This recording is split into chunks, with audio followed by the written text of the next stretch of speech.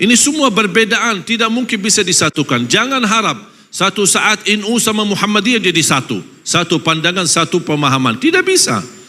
Karena itu lawan sunnatullah.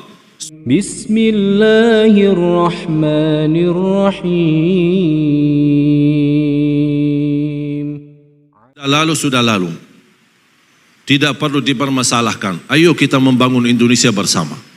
Menjaga NKRI kita, menjaga kebersatuan kita, menjaga kebersamaan kita. Ada perbedaan, ada.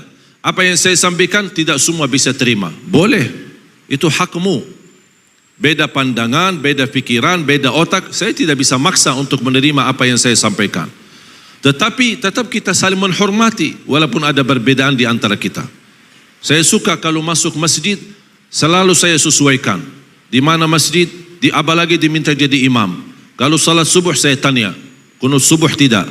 Oh kami biasa kunut subuh, saya kunut subuh. Oh kami biasa tidak kunut subuh, saya tidak kunut subuh. Kami biasa jahar bismillah, saya jahar bismillah. Kami biasa tidak jahar bismillah, saya tidak jahar bismillah.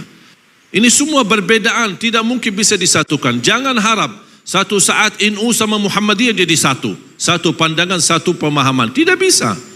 Karena itu lawan sunnatullah. Sunnatullah, Allah menciptakan manusia dengan adanya perbedaan.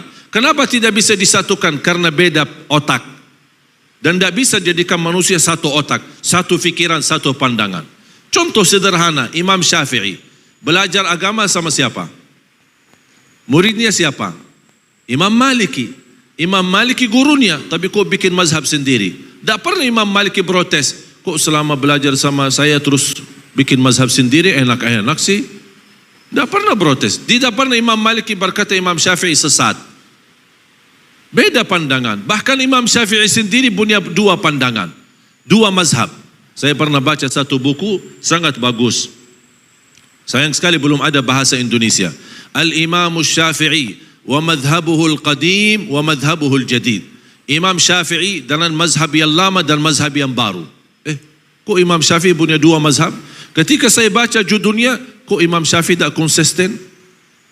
Tapi begitu membaca dalamnya, subhanallah, terlihat kekayaan ilmu Imam Syafi'i yang mampu menyesuaikan. Ketika dia berada di Irak, beda ketika dia berada di Mesir. Beda budaya, beda kebiasaan, beda lingkungan, beda suasana. Makanya dia bisa menyesuaikan dengan ilmunya, cocok di Mesir dan cocok di Irak. Saya yakin kalau Imam Syafi'i masih ada, apalagi datang ke Indonesia, ada mazhab yang ketiga yang cocok dengan selera orang Indonesia. Dan perbedaan itu bukan berarti Islam, memang Islam satu, Quran satu, Nabi Muhammad satu. Apakah dasar Imam Maliki membawa agama Quran dan Sunnah? Dasarnya apa Imam Maliki? Quran dan Sunnah. Terus Imam Syafi'i apa dasarnya? Quran baru beda, Sunnah baru beda atau sama? Tapi kalau memang sama-sama membawa Quran, sama-sama bawa hadis, kenapa ada perbedaan? Bukan beda sumber agama, tetapi berbeda memahami isi Al-Quran. Yang terjadi beda pemahaman, bukan beda sumber agama. Mereka tahu semua kembali kepada Sunnah, semua kembali kepada hadis, semua kembali kepada Al-Quran. Tapi memahami isi Al-Quran dan memahami makna hadis.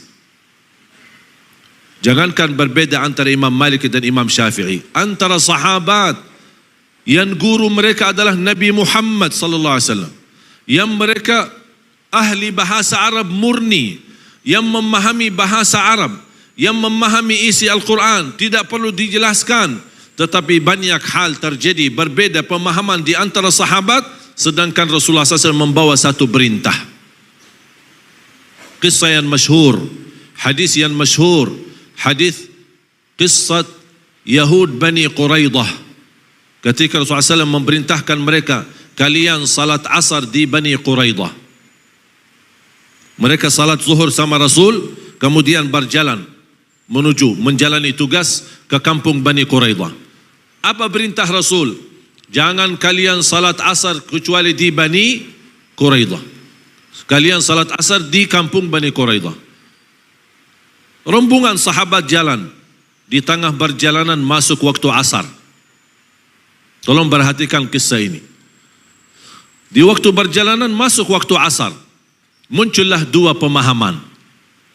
Satu berkata, kami mau salat asar di jalan karena sudah tiba waktunya. Golongan B berkata, mohon maaf, kami diperintahkan Rasulullah salat asar di kampung Bani Quraidah. Beda pemahaman. Mereka berdebat untuk saling menjelaskan. Golongan A yang berkata kami salat di jalan karena kami belajar salat itu lebih afdal di awal waktu. Yang kedua, maksud Rasul salat asar di Bani Quraidah, bercepatlah jalan agar bisa bertemu asar di Bani Quraidah. Ini bagi tafsir, bagi ijtihad. Sahabat golongan B, mohon maaf, kami tidak mau bagi ijtihad, tidak mau bagi ta'wil, tidak mau bagi tafsir. Perintah jelas salat asar di Bani Quraidah. Sami'na wa ata'na. Sudah selesai. Ini ijtihad, ini tidak mau bagi ijtihad. Ini bagi ta'wil, ini tidak mau bagi ta'wil. Sampai ke salat asar sebagian, sisanya salat asar di Bani Quraidah. Ketika mereka sampai ke Bani Quraidah, sudah tiba waktu maghrib, sedangkan mereka belum salat asar. Salat asar qada, kemudian salat maghrib. Terjadi masalah, perbedaan. Mereka kembali kepada Madinah dan bertemu Rasul. Ya Rasulullah, terjadi silsilah perbedaan di antara kami. Ada yang salat di jalan, ada yang salat di kampung Bani Quraidah, padahal sudah masuk waktu maghrib. Yang benar yang mana ya Rasulullah? Rasul menjawab, dua-duanya benar. Dua-duanya benar. Semua berdakwah di Indonesia, insya-Allah saya yakin semuanya niat baik untuk Indonesia. Silahkan Bapak Ibu belajar. Siapapun yang datang ke tempat kita, tidak usah tahu latar belakangnya. Tidak usah tahu dia tamat mana. Saya tidak peduli tamatan mana. Mau dia tamatan Madinah, mau dia tamatan Makkah, mau dia tamatan Mesir, mau dia tamatan Maroke, dia mau tamatan Sudan, mau dia tamatan Hadramaut, Darul Mustafa, atau dunia tamatan Al-Ahqaf, atau apa saja, saya tidak peduli. Saya peduli isinya saya dengar. Manfaat saya ambil, tidak bermanfaat saya buang. Dan tetap guru itu kita hormati. Dan justru semakin belajar dalam perbedaan, man kathura ilmuhu qalla inkaruhu, semakin banyak ilmu kita akan berkurang mengingkari perbedaan. Yang membuat kita tidak menerima perbedaan karena kita tidak belajar. Kita hanya belajar satu pihak, membenarkan diri, merasa diri benar, yang lain sesat. Nah, ini bahaya. Oleh karena itu jamaah sekalian, sangat penting dalam perjuangan kita harus memsatukan visi dan misi kita.